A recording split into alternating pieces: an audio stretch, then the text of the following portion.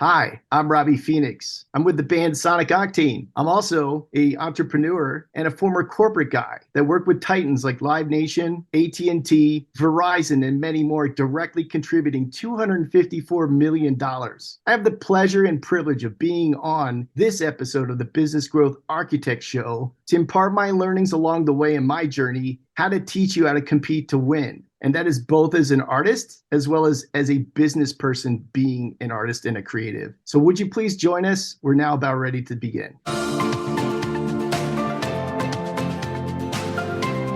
Welcome to the Business Growth Architect Show. I am Beate Gillette. I am the host.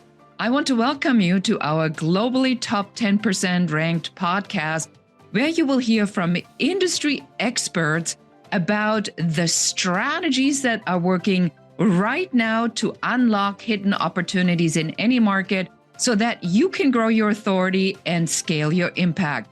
And now let's get started with the show.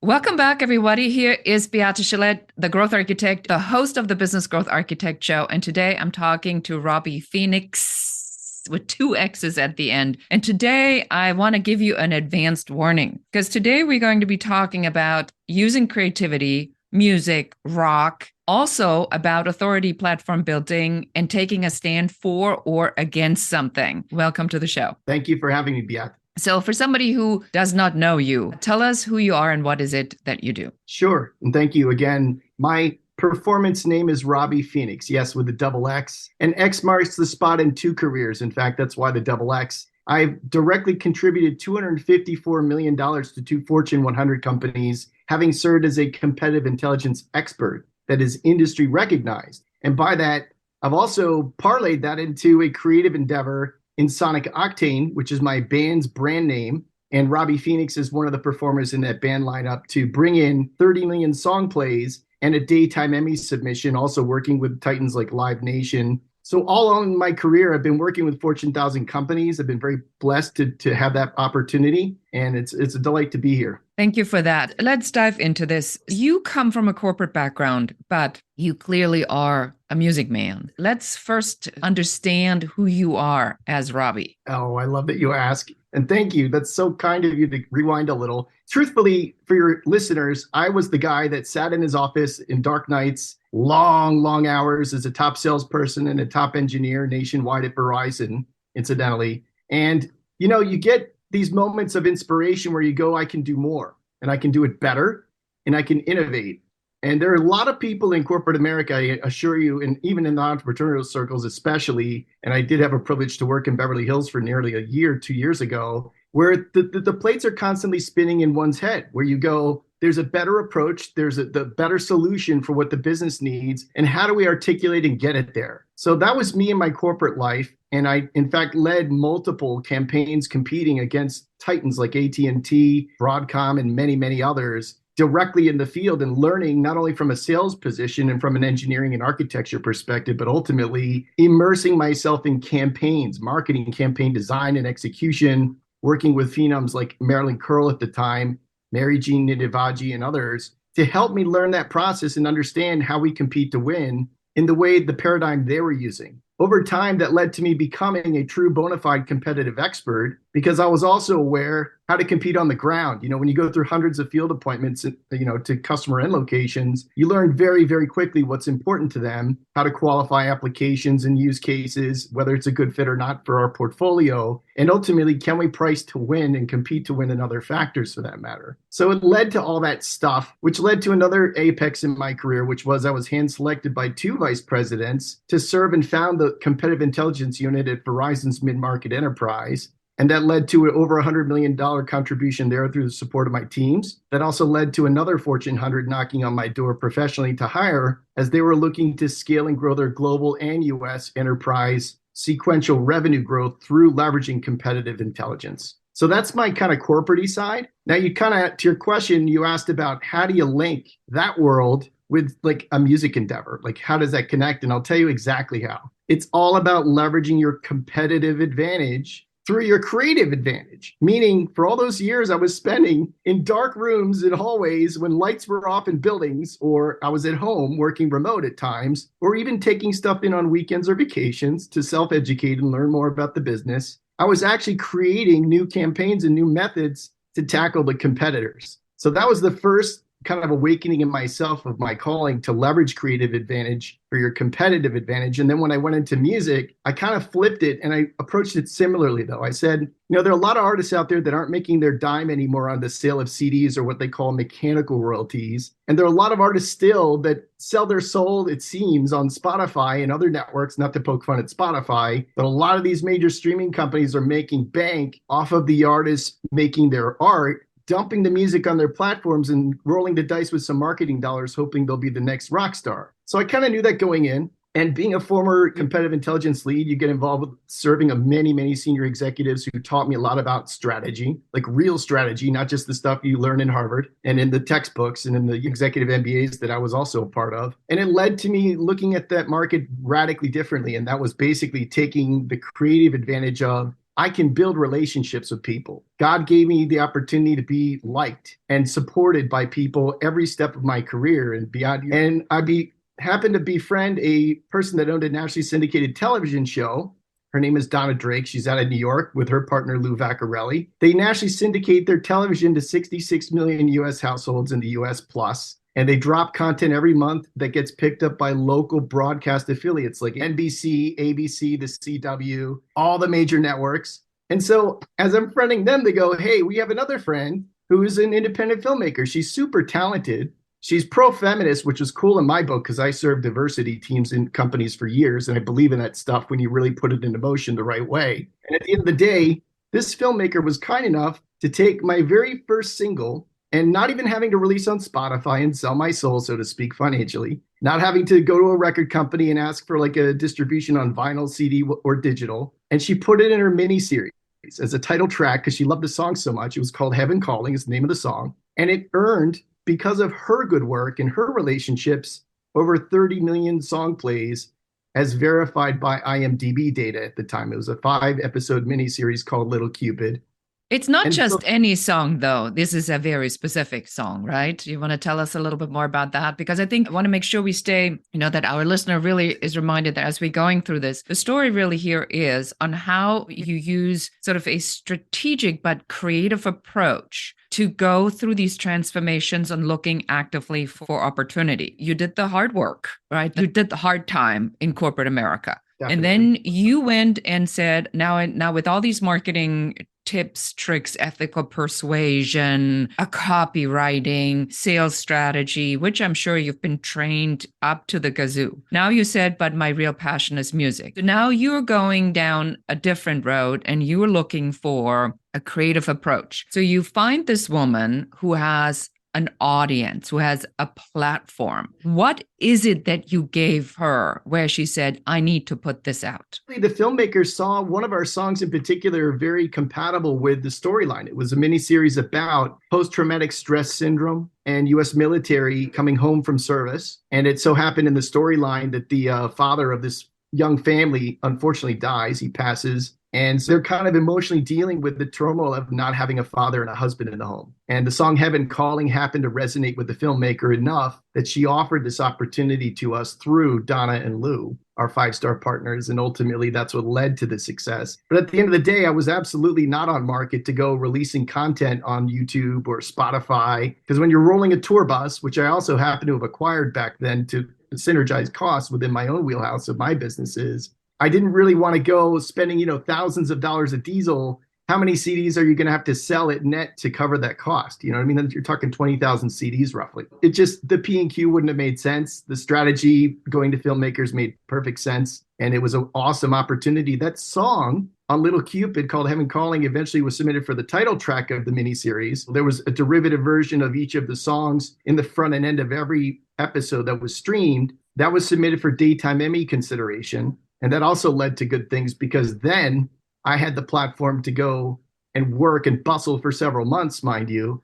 But independently, we went forward with a team and we convinced Live Nation, one of the largest companies in the world in entertainment. I think it is the largest entertainment production company, yes. Right. And I literally have a memorandum, a planning memorandum here that I've kept because it reminds me every day of the grit it took to get this accomplished humbly. Yeah. But at the end of the day, we convinced Live Nation after the Mandalay Bay unfortunate incident that happened at the Harvest Music Festival. And that was when this crazy person shot out of a hotel window and just killed a tremendous amount of people. Correct. With 50 caliber bullets raining down on it was a blunt force on the very soul of American music, in my humble opinion. And I was still in a corporate job moonlighting music, incidentally. And I was upstairs in this studio house in the living room on a bended knee to my awesome, amazing, beautiful wife, Joanne. And I begged her and I said, honey, would you please allow me in some way meaningfully to serve a better message around what happened here? And it just didn't seem like there were a lot of people standing to give out the right messages and elevate the social discourse. So that led to nearly $50,000 personal investment my family made. And we did broker a deal with Live Nation to film at one of their premier properties. It was on top of Mandalay Bay at the exclusive member-only foundation room. We commissioned the filming. We were there for an entire day of filming, and then we shot around Las Vegas with a bunch of talented people for nearly a week continuously with a crew of 18 people. And truly, by anyone's measure in the legitimate industry, having 30 million direct song plays on streaming with a daytime Emmy submission, and now we have Live Nation content and terabytes of high quality 6K, 4K footage. And now we're making a little bit more of a name for ourselves. And that's kind of how I came into the music industry initially. And we'll talk about the strategy to authority building with a creative twist a little bit more in just a minute, right after this message. Are you looking for the hidden opportunities for you in this market? Or are you simply wanting to figure out what is your unique differentiation factor that makes clients want to work with you and not your competitors? If this resonates, I want to invite you to go to uncoverysession.com and schedule your 15-minute complimentary uncovery session with one of our business growth advisors that will take you through what your number one business growth blocker is, what you can do to remove it, and what your very best next step should be. And now let's get back to the show. Beate Gillette is back with Robbie Phoenixx, and we're talking about how to utilize sort of a backdoor strategy. So what made you believe in yourself? Or what was that belief that you went, nah, not doing any of the regular stuff. I'm not doing any of the other stuff that other people are doing. I'm not following the road. How did you even know there was another road? Oh my gosh. Well, I will be honest with you and your listeners. I don't know that I still believe entirely in myself. Like I look at people like Dave Grohl in your neighborhood, incidentally, and I would do almost anything within reason, to earn his be appeal, that kind of storyteller. Yes. Yeah. Like if I could earn his respect one day as an actual artist, right? Like you look at people like that and you go, they've been on tens of thousands of stages. They play to tens of thousands every show. I know what they gross every concert because it's on Polestar Pro and you can look it up. But at the end of the day, I go, yes, I did take a little bit of an unorthodox approach into the music industry. There's no doubt. How did I believe in myself? I think the first part of that is being humble to learn and being willing to really educate on it. I've read Donald S. Passman's All You Need to Know About the Music Business, obviously is 101 for me. Another example is I started making friends in industry that had decades of direct experience, like John Coons, who's the head of Rock Rage Radio. And John Coons has taught me quite a bit as a mentor, as a family friend, about how you manage artists and how you manage tour buses when they're moving down thousands of miles of highway and you have to manage a social media campaign and you have to be an artist performing on top of that. And he's been my rock, literally. And then you look at people like, as examples, you look at artists and you read their biographies. Was it always so easy for Prince? Absolutely not. Like if you know anything about his upbringing and his background, before the major labels even bothered to accept him as an artist, or U2 for that matter, or I could go down the list. There are many artists that started humbly. You may learn a little bit from their interviews and their biographies and say, there's something in that I can appreciate and certainly relate to, and maybe I can do a little more for myself and build a little more confidence to do for myself instead of being a corporate hack. So it so happened Tom Jones, who's a bit of an old schooler guy in the music community, one might say, and respectfully and lovingly, we happened to have rented his mansion in Bel Air. And we rented a Mercedes convertible, of course, a 500 SL. Why not? And we just started literally filming about this song, and it came out absolutely beautifully. It's a film narrative piece. It's not just your typical rock video with tattoos and beer crushing cans on their foreheads and stuff like this. It was really done beautifully as a narrative work, which is unique to Sonic Octane. Did you do this sort of intuitively, or did you do this with a clear strategic approach? The first round with this last song called What's Going Down by Sonic Octane was absolutely not a strategy. It truly was art for art's sake, and our vocalists happened to pick up and resonate on that theme. When we subsequently shot at Mandalay Bay and partnered with Live Nation to film the song we call The Reckoning, at that point, this strategy was crystal clear and very mature. And by the time another couple of years flashed forward and what happened at the unfortunate Harvest Music Festival massacre, at that point, I was prepared enough to become kind of a self-enthroned, not credible or educated producer, but I was willing to assemble a team of 18 people to accomplish that. And that became part of the core strategy was the music should be about mission, and it should leverage my full extent of my capabilities. And on the creative side, I already had a number of filming ventures under my belt, self-financed, self-produced with film narrative teams willing to do the work with me as partners. And this is how we executed. Would you say that it was helpful for you to have a solid foundation through your corporate education, but ultimately your creativity was like one of those things that couldn't be bottled up any longer? And then that's kind of the visual I'm having is it's like almost like a little volcano eruption, right? Like you did as long as you could with what you had. And then with the tools intuitively, I think creativity or mission, and we have a lot of heart-centered and vision driven entrepreneurs who listen to this show. And that's why I really wanted to bring this conversation to us. I think it's okay to drive with a vision, but what I'm hearing from you very clearly is that you also have to have something else in your back pocket. What would you say to somebody that is like you, a creative and has an idea and it's not coming together? And I know there's many out there. Is there a piece of advice? They have to build their authority, but they also have to make money. Right. So what would you tell them is a good way to get started? Number one, honest to God, and I'm still housekeeping this in my own immediate family, believe in yourself. Don't let others run your life. I'm 52. I've had 2 surgeries in the last 3 years, Beat. This has not been an easy ride in moments. And I'll tell you what, if it weren't for me believing in myself and my wife, I don't know where I'd be right now. Because if I listened to my parents or if I listened to my brother or others, I guarantee you I would have gone right back into the corporate life because it's easy, because it's also financially convenient. So first thing is I'd encourage you to serve your authentic self and believe in yourself. It may not be a perfect belief, and it's not every day for me. It may not even be that some friends are going to accept you for who you are as Robbie Phoenixx, for example, right? And that's okay too. That's not for everybody, but you got to believe in yourself. The second thing I'd encourage you to do is to read up. Like one thing my dad was super right about in my corporate career, at least, was to read up and educate. So I did get the executive MBA and I earned that privilege over 2 years of in-class study. And I did compete for that degree, even to have an opportunity to serve in that degree. I'd also say to read up in terms of your role models. Like a lot of artists I know, they love to read the interviews about Eddie Van Halen and his Variax and his Marshall and all this kind of stuff. But what else, right? When he was growing up in the hood at the whiskey with like someone like Randy Rhoads, right? What really drove them to innovate? I'd start with. So somebody who has listened to the show and says, I want to talk to Robbie a little bit further, where do we send them? How can they learn more about you? Well, let's say, first and foremost, I welcome any conversation with folks that want to either work and consult. So I do consulting for artists as well as for business leaders. And you can text Robbie to 33777. Just text Robbie, Robbie, to 33777. And you can literally connect with me there. You can also connect with me on LinkedIn. So I'm going to give away a little house secret here when artists have names. My full name, Robert, and my last name is Zeas, Zeas. And I'm on LinkedIn.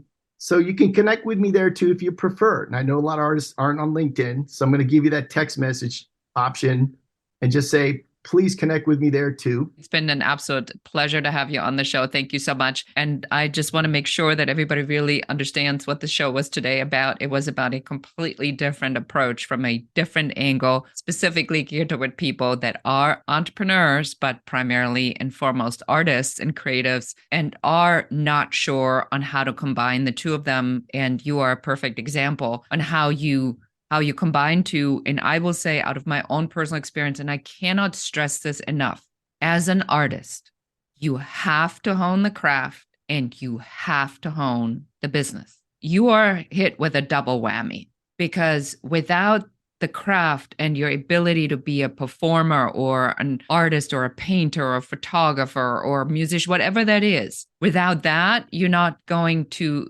achieve what you came out here to do. But if you forget to power this with a business side, or make the number one mistake I see artists make, waiting for the right person to help you to put it together, which is a horror story in the making, because you have to know enough to know on whether or not they're full of shit or not. That happens all the time, that you then find the business partner who just bleeds you dry. I mean, how many stories have we heard like that? So that was what today's story was about. Robbie, I thank you very much. We certainly wish you here at The Growth Architect nothing but the best with your music. And thank you so much for being on the show. It's my privilege. I hope to serve again. God bless. And that's it for us today. Thank you so much for listening or watching. This is your host, Beate Gillette, and goodbye.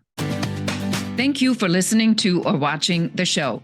We are so excited that you're here, and we are very grateful for you. Now it's our turn to ask you for help. Please do share this episode with one other person that needs to hear what we were talking about today. If there's any question you have about business, please do reach out to us and let us know. And don't forget to schedule your complimentary uncovery session at uncoverysession.com, where one of our business growth advisors will help you to figure out what your number one business growth blocker is in only 15 minutes. And that's it for us today. Until next time.